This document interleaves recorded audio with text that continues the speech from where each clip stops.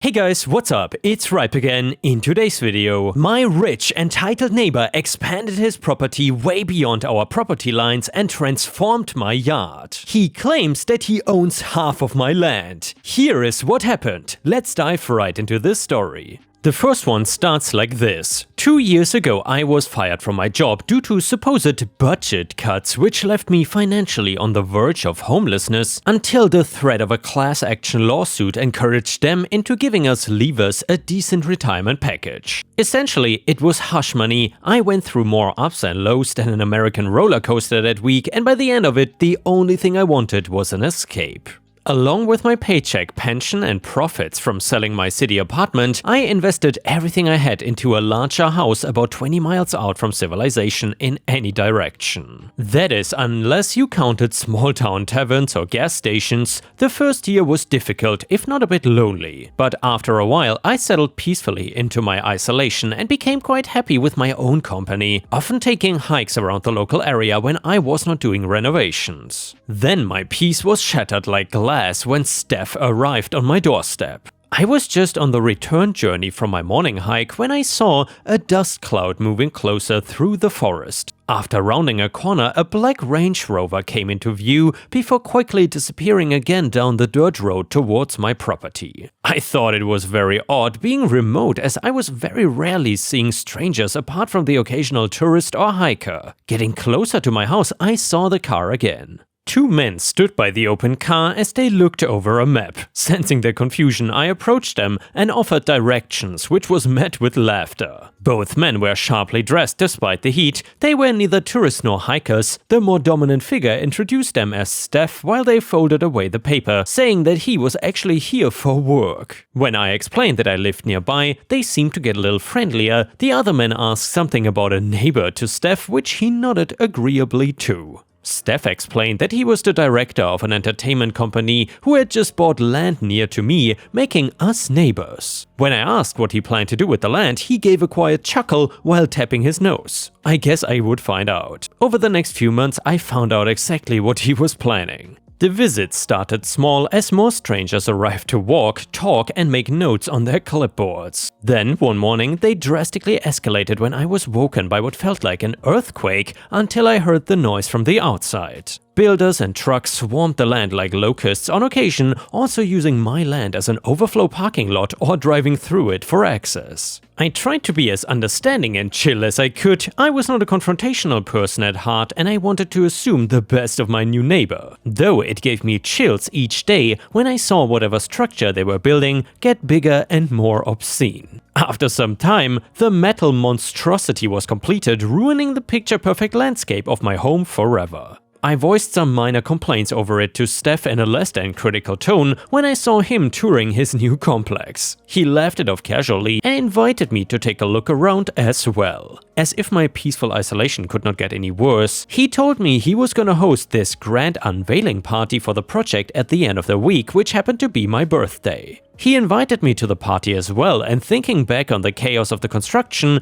I reluctantly agreed. Not that I wanted to attend, but if I had to listen to the noise either way, it might be better for me to at least know why this is here. While I had expected the affair to be a small gathering, the place was overrun with guests arriving for the party. My property again somehow being deferred as the de facto overflow parking lot, much to my annoyance. If that was not all, it looked like most of the cars were also some kind of vintage supercar or modified death trap designed to spew nitro and exhaust fumes at dangerous levels, while they left deep skid marks across the grass. I did not mingle well, having nothing in common with the others, so I kept to myself. When the final speech was made, it still came off quite a shock for me, with numerous cheers from the crowd as Steph announced the opening of his brand new vintage racing stadium. He also had the graces to encourage the guests to party hard into the night, although he never mentioned that to me before. When I managed to catch him sometime later after he had already had a few beers, I confronted him about his stadium with concerns over the noise, traffic and disturbance.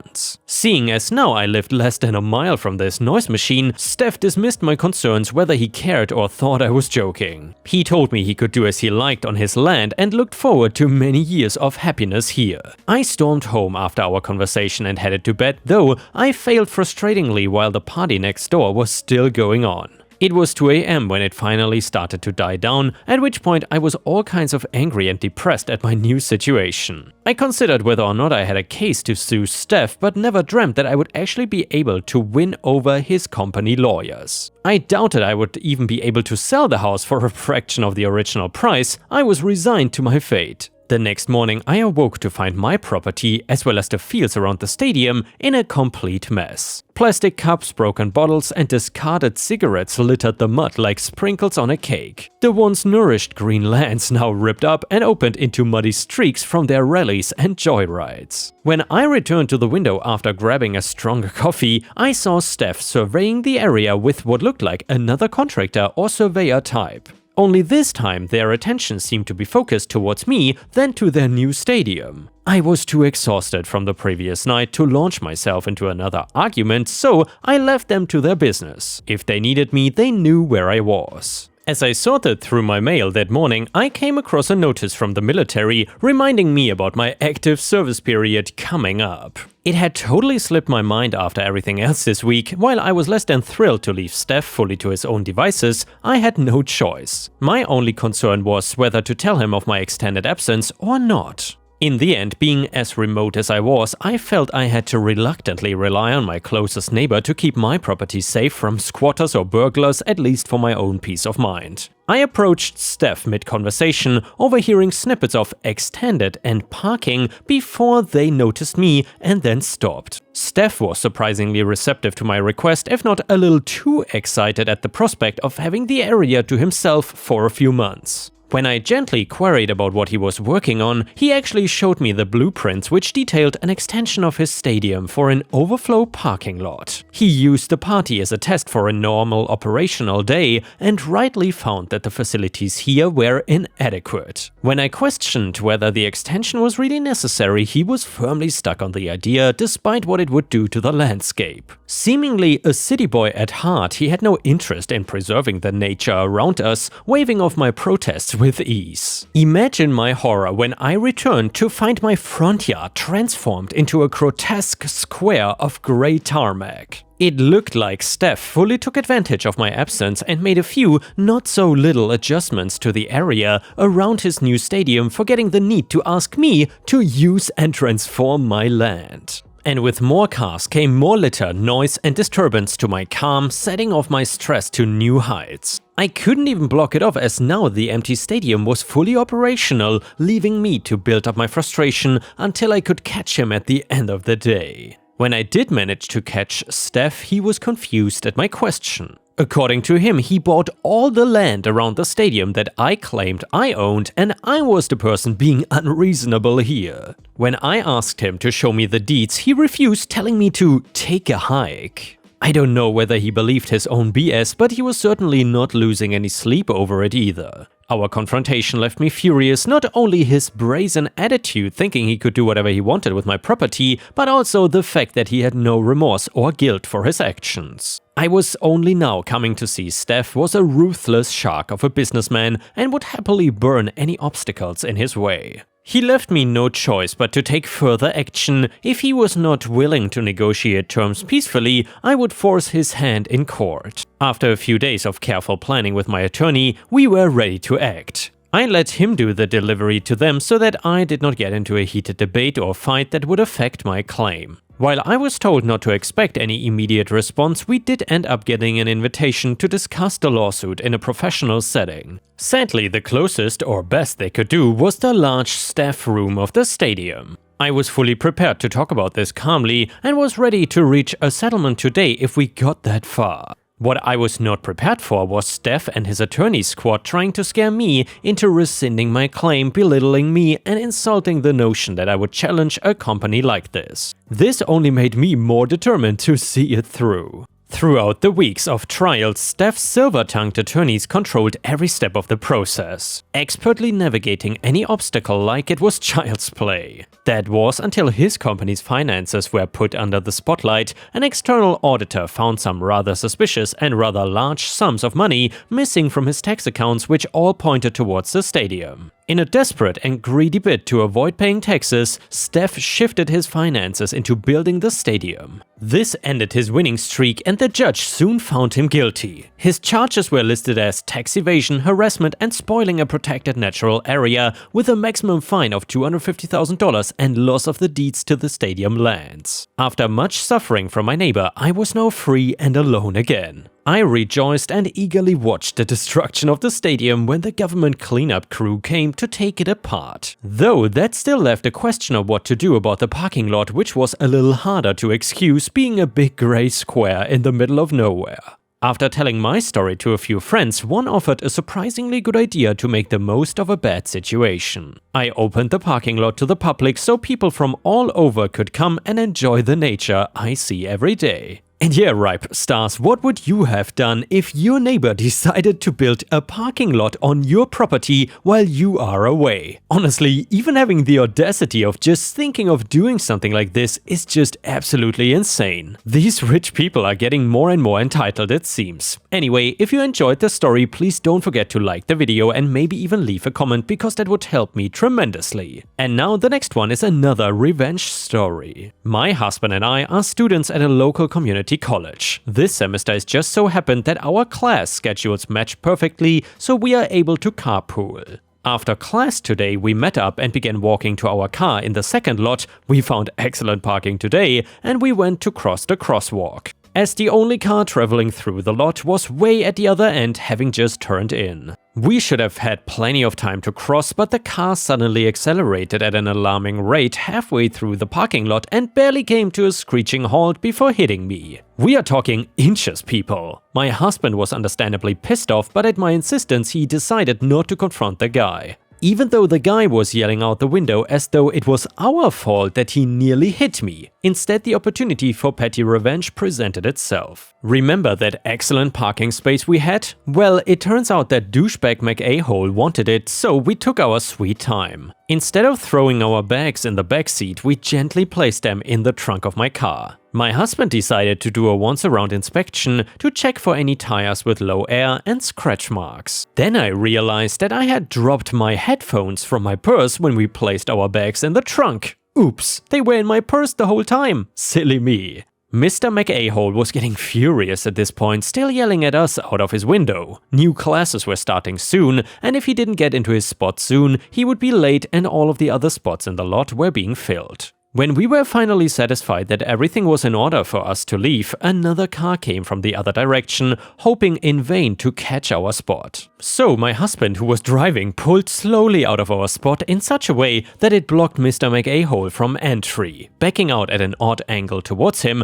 allowing the sweet young girl in the other car to enter. Almost strike a pedestrian and act like an entitled dillhole? Well, lose a good parking spot and, hopefully, end up late for class. And honestly guys, entitled people when it comes to parking just deserve the absolute worst. However, it is probably also one of the best avenues for getting petty revenge on someone in everyday life. Either way, let's read another revenge story. So this story is about a 50-something-year-old Barbara and her teenage daughter. They strut in around 4:45 p.m, we close at 5 p.m. They wanted passport photos done. We normally take 2 photos and then pick the best one and create the passport photo and put it through a passport checker with an approval number and send it off to the customer.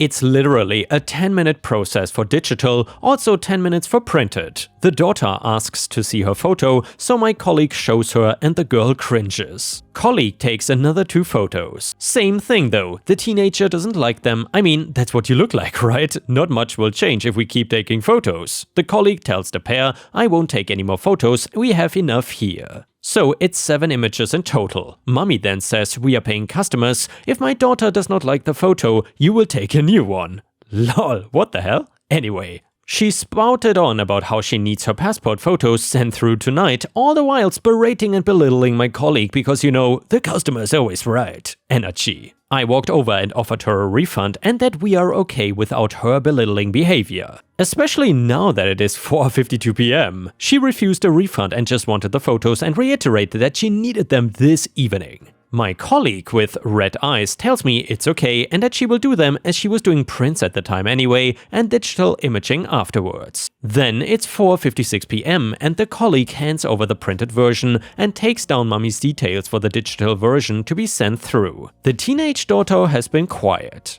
Anyway, they leave our shop. It's now 4:58 p.m. and we decide to close our doors. Damn, are you not gonna be surprised when we don't send through the digital version tonight, all because you were rude? We stop work after 5 p.m, so thank you, Barbara, you entitled twat. Thank you for ruining the last 15 minutes of our day. And the next one is an Am I the A-hole story. So my fiancé, 29 male, and I, 28 female, have been looking into buying a house. We have been saving for this for years and have enough saved up to buy something small. Our city's housing market is pretty insane, so even with a good combined income, most things are out of our range. We don't need a lot of space and are not planning to have kids anytime soon, if ever, so small works just fine. However, as a wedding gift, his parents recently offered to buy us a nice 3 to 4 bedroom home in their neighborhood. It's a bit bigger than we needed and a little far from work, but it is an amazing home with a giant yard for our dogs. We were shocked and grateful and did not think that we could accept. His parents are quite wealthy, own about 7 to 8 investment properties of their own, and have always really welcomed me as family, but it just felt like too much. They kept insisting the property was owned by an older friend that had lost his wife and was looking to downsize and did not want the hassle of putting it on the market. This way they could buy the home from with cash, and he had given them a slight discount on it and help us get started in life. We eventually agreed on the condition that they accept all the money we saved for a down payment and that the remaining amount is an interest-free loan that we would pay back monthly. Honestly, everything seemed great until this weekend when they sprung on us their other condition. Namely, they also want us to agree to let my fiancé's younger sister live with us indefinitely. To be clear, I have no issue with his younger sister Claire. Claire, 26 female, and I have always gotten along really well, which I think is one of the reasons his parents like me so much. Claire has very high functioning autism, Asperger's I believe, and has trouble reading social clues. She still lives at home and they have mentioned they worry about her ever being able to live independently. My fiancé and I love his sister, but she can be difficult to live with as she has trouble dealing with situations if she doesn't get her way. When we explained this would not work for us, it started a giant argument. First, they tried to offer it for free again, in other words, we don't pay them back for it. We said no. His parents ultimately said they would not help us buy the house unless we agreed, so we said we don't want the house then. Now they are calling us selfish for reusing a free house and putting their friend in a tough spot by pulling out last minute just because we don't want to share a giant house with his sister. It is pretty stressful and his sister is apparently upset too, as she was looking forward to moving in with us. I can see how it seems a little entitled, especially when we don't need all that space and would have extra bedrooms. But are we really the a-holes here? And yeah, ripe stars, please let me know in the comments what you think about this. Do you think that OP is the a-hole for doing this or not? So a comment on Reddit said, danger, danger, this is not about a house and it certainly is not about a gift. It's about your in-laws trying to force you into a lifelong major obligation. Your in-laws are trying to force you into being Claire's full-time caretakers for the rest of her life without even doing you the courtesy of discussing this with you first. It is just outrageous to try to slip in this sort of thing under the guise of giving you a gift. This is not a gift, they are shifting upon you a burden, and it's one that you need to accept, seriously consider before deciding if you should accept it. If you don't want to be the live-in caretaker of a disabled adult for 50+ years, this is the time to draw this line in the sand. You're not being selfish, the parents are being manipulative. So, not the a-hole for refusing the gift of being a lifelong live-in caretaker of a disabled relative. Comment number 2, not the a-hole. Wow, they suck. I think they did something this insane because they thought you would be forced to say yes and are now pretty shocked that their scheming failed. The most important thing now, as long as both of you are on the same page, is to explain everything to the daughter. She is an innocent victim in all of this, and I think you need to explain that it is not about her, it's about 1, lying, and number 2, huge life decisions. Don't take the house, but make sure you keep hanging out with her. And yeah, ripe stars, to me it also seems like that the parents definitely don't have the best interest for this person in mind, and I would definitely not take that free house. Also though, I have to say I feel so bad about Claire. It's like she's being passed around like she is an object or something that no one wants. What a sad situation, and shame on the parents for being so manipulative. But either way, let me know in the comments what you think about this story. And with this, we have reached the end of the video. However, if you cannot get enough of my content, please check out my endless playlist, where you can find thousands of hours of content. In addition, please don't forget to subscribe to my channel to not miss any of my daily uploads. Thank you so much in advance, and I hope to see you again tomorrow.